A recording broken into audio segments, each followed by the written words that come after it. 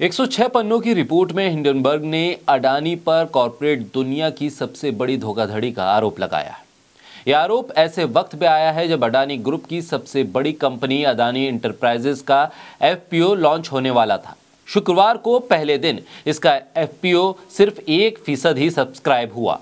Report ने Mauritius और कैरिबियाई द्वीपों जैसे विदेशी टैक्स हेवन में मौजूद कंपनियों पर अडानी ग्रुप की मिल्कियत पर सवाल खड़े किए।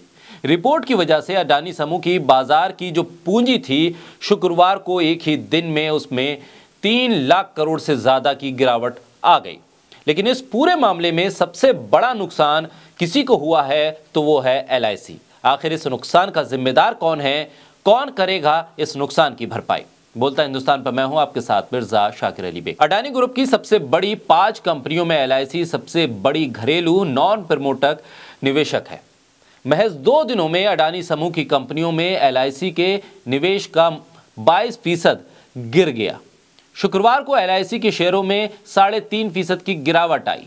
2 दिन में इसके शेयरों में 5.3% की गिरावट आई। अडानी इंटरप्राइजेस के निवेश में एलआईसी को 2,700 करोड़ का घाटा हुआ है। अडानी ग्रीन में 875 करोड़, अडानी ट्रांसमिशन में 3,050 करोड़, अडानी पोर्ट में 3,300 करोड़, एसीसी में 570 करोड़, अंबुजा सीमेंट में 1,460 करोड़ का घाटा एलआईसी को हुआ है। इन 7 कंपनियों का कुल घाटा 18,305 करोड़ है जो एलआईसी को हुआ। एलआईसी के पास अडानी इंटरप्राइजेस में 4.23%, अडानी पोर्ट में 9.14%, अडानी टोटल गैस पे 5.96%, अडानी ट्रांसमिशन में 3.65%, अडानी ग्रीन गैस में 1.28%, एसीसी में 6.41% और अंबुजा सीमेंट पे 6.32% की हिस्सेदारी है।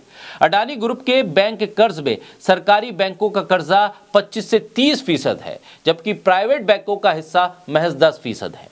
कुल कर्ज में विदेशी बैंकों की हिस्सेदारी 18%। इस सुनामी से कांप रहे लोगों का सवाल यह है कि आखिर ये कौन तय करता है कि हमारी जिंदगी भर की बचत पूंजी को एलआईसी में जमा किया जाने के बाद अडानी जैसी कंपनियों को दे दिया जाए और सरकारी बैंकों में जमा हमारी रकम से अडानी को लोन दिया जाए। बिल्कुल साफ है, ये काम सरकार ही करती है और कर सकती है। अब जबकि एलआईसी का हजारों करोड़ का रुपया डूबा है तो सरकार को जिम्मेदारी लेनी होगी। सरकार इससे भाग नहीं सकती है।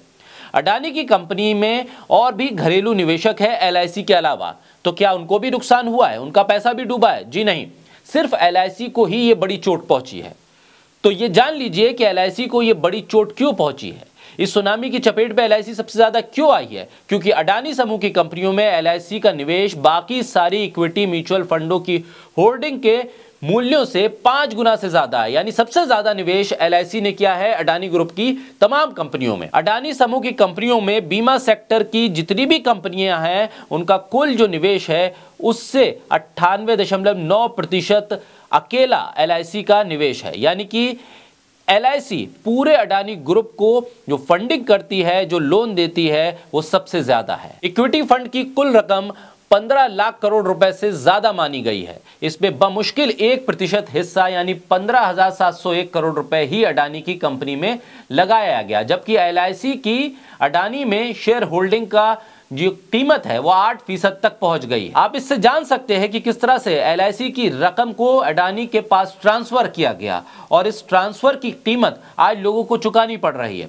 जिस तरह से एलआईसी की शेयर गिरे हैं, उसमें जो गिरावट आई है, उसका नुकसान सीधे तौर पर उन लोगों को हो रहा है जो अपनी जिंदगी भर की कमाई एलआईसी के नाम कर देते हैं, एलआईसी में दे देते हैं, इस उम्मीद के साथ कि जब उन्हें जरूरत होगी तो इसका रिटर्न उन्हें मिलेगा। लेकिन जब एलआईसी का ही पैसा डूबने लगे और दुनिया के सबसे अमीरों में शुमार होने वाले अडानी ही फिसलने लगे, तो फिर आम लोगों की रकम का क्या होगा? ये एक बड़ा सवाल है। और ये जो रकम लगाई गई है एलआईसी के जरिए पिछले 2 सालों में ही सबसे ज्यादा लगाई गई है। एलआईसी का 2020 से पहले महज 7,304 करोड़ अडानी की कंपनियों में लगा था, लेकिन 2023 आते आते ये रकम 10 गुना से ज्यादा बढ़ गई।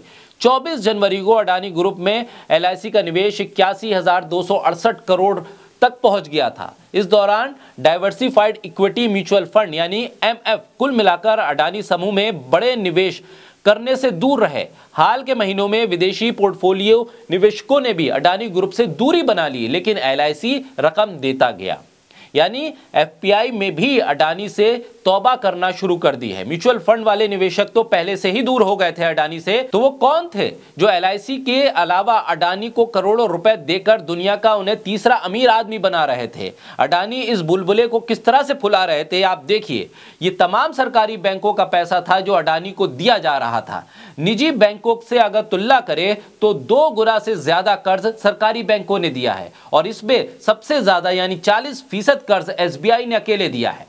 अडानी की 5 मेन कंपनियों पर करीब 20 खरब रुपए का कर्ज है। इसमें से 7 से 8 खरब रुपया कर्ज सिर्फ बैंकों से लिया गया है। फाइनेंशियल ईयर 2021-22 में अडानी समूह का जो कुल कर्ज था, जो उधारी थी, वो 1.5 लाख करोड़ रुपए थी और इसे में 40% का इजाफा हुआ और ये बढ़कर 2 लाख करोड़ से भी ज्यादा पहुंच गई।